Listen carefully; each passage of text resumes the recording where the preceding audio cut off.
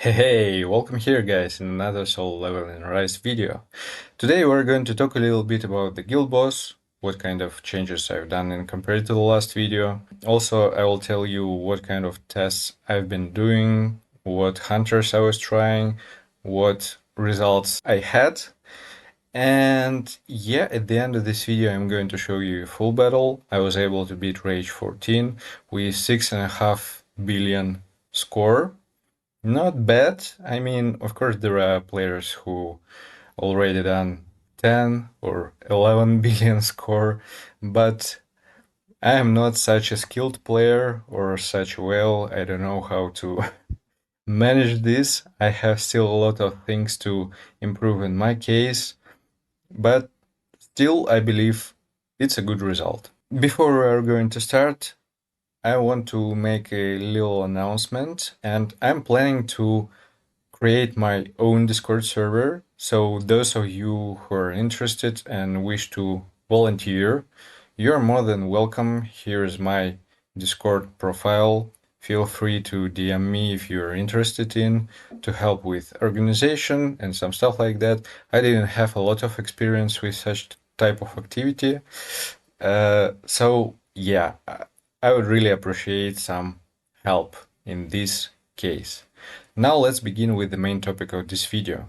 I will be real quick. I just show you my builds because in the previous video we were talking in deeper details. My main team is still with the light characters like Thomas and Ganhi, and I'm still using Maylin as a support unit. I saw that some people changed her in A team and some people using Isla, for example, but overall, this is the team setup which I had like the best result. I believe that I need to do some changes and try different builds in terms of hunters, somehow improve their performance. And this is the key moment to improve my overall result because I have quite a good one, Charlotte, and I know that she actually can deal some damage for sure. And she's A10 for me, so I need to figure out how to manage this because in my case I was trying her in A team with Harper, with Isla. Well, for Thomas, his results were 2 times less, actually. That's not really good. And also, the problem with, let's say, a support team without a healer, they're not able to survive. So I had to change my Harper from one team to another, do different variations. Also, I was switching team A and team C. But yeah, I mean, I wasn't able to reach higher score than I had with this team. The best with Charlotte, which I was able to reach, was 6.3 billion, if I remember correctly. More or less on the same level, but still underperformed for sure, and it requires a little bit more time. So for SGW, what kind of improvements I've done? Let me show you. I decided not to put any points into perception, so we are going with 360 points in intelligence and the rest points into strength. My attack is 37k, as you can see. Here are the stats. Of course, again, defense penetration should be higher, but for now it's really tough to bring some better equipment for him. For weapons, nothing changed. Moonshadow, daggers, and Thetis Grimoire. For skills, legendary magnifying slashes. The second skill is armor break, vacuum wave. For blessing stones, which I'm using, is a sharp perception, reawakening, bloodlust, and weakness detection. For support skills, I actually was able to get the legendary level of this blessing stone, which is a natural disaster. It helps my team to survive better. So yeah, this one, which I'm currently using for survival blessing stones. For my Thomas, let me show you real quick. So here are the stats. 32k defense, critical hit rate with overcrit. Overcrit is an important thing. Mao's done like a lot of tests and he provides some information on this without deeper details and analysis because it requires some more testings, and I appreciate this work for sure. It's just a huge one, but with overcrit my performance became better. So defense penetration damage increase. Yeah, his artifacts, 4 pieces curse, 4 pieces outstanding ability, 4 skills as you can see, core 10, first and second skill 10 level, ultimate 10 level. Now my gun here. 29k defense, again overcrit, critical hit damage, defense penetration damage increase.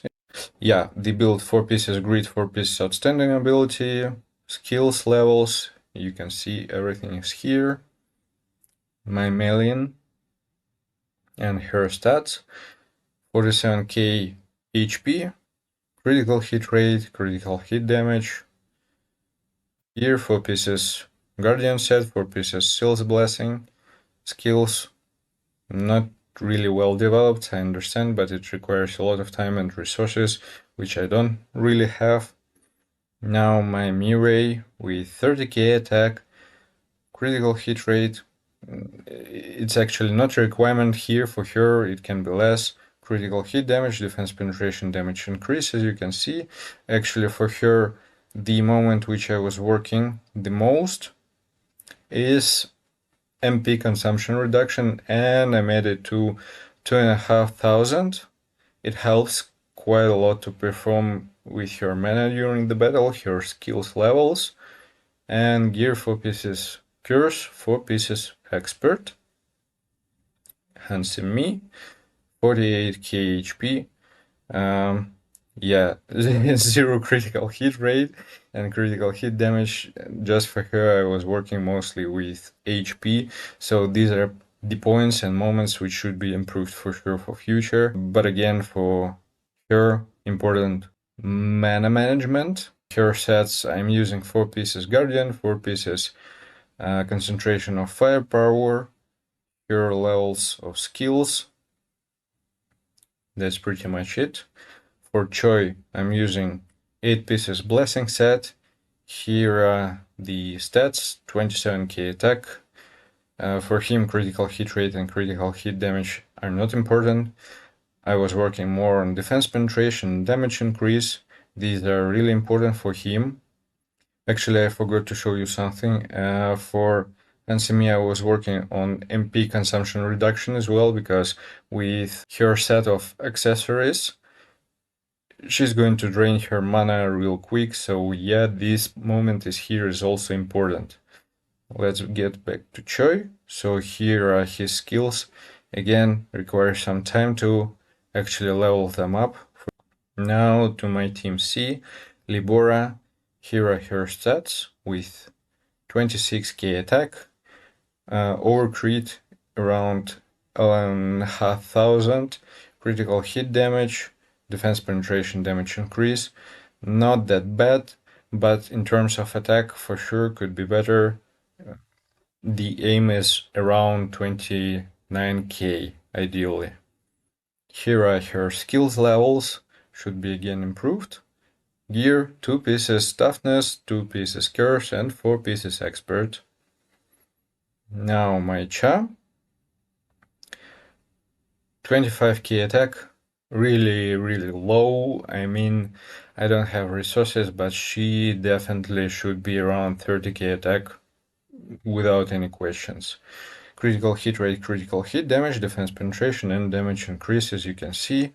For her skills, again, some of them should be on level 10 to show way better results. Gear, 4 pieces curse, 4 pieces expert. Actually, I was trying to change Cha and use some different hunters instead of her, but without her overall the performance is going to be lower. So I should say that her place is definitely in the team for a guild boss fight. But yeah, in my case, she should be improved by a huge amount of many aspects. And my Isla, so her stats, 27k defense, critical hit rate, critical hit damage, as you can see, damage increase. I didn't change her course a little bit. This should be higher, like around 30% or something like that. But yeah, for her, damage increase is important due to her passives. She's going to increase damage for all other members, her skills and levels, and her set, which I was using 4 pieces Guardian, 4 pieces Sylph. So, what kind of points should I mention here as well? I decided to bring Ayla in the third team with Cha and put Cha on the second position. Why? Because due to Ayla's passive, when she uses her skill, the second one, she reduces the cooldown of ultimate of the second hunter in this team, and yeah, increases the power gauge of the ultimate. So result of Cha, in my case, improved by around 100 million.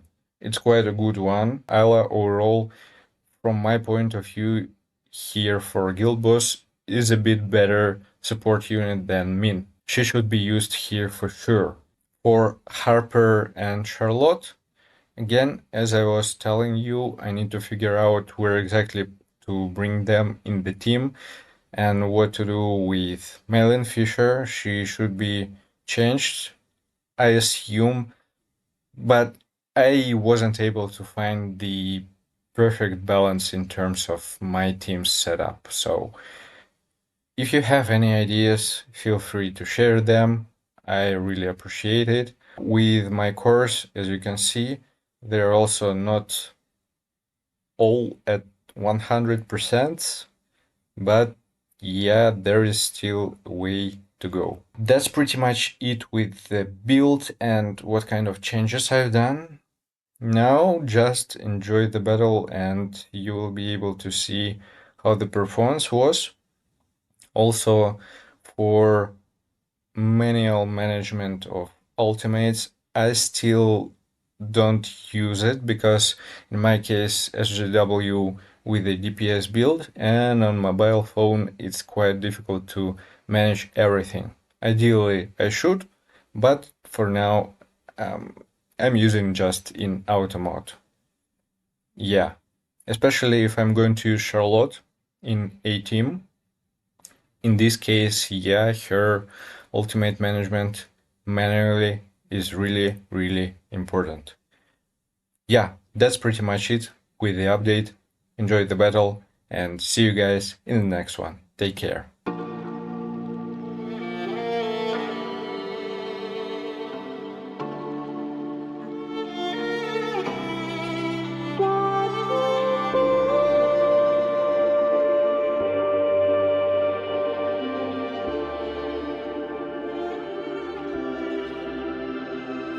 Stranded in the open, dried out tears of sorrow.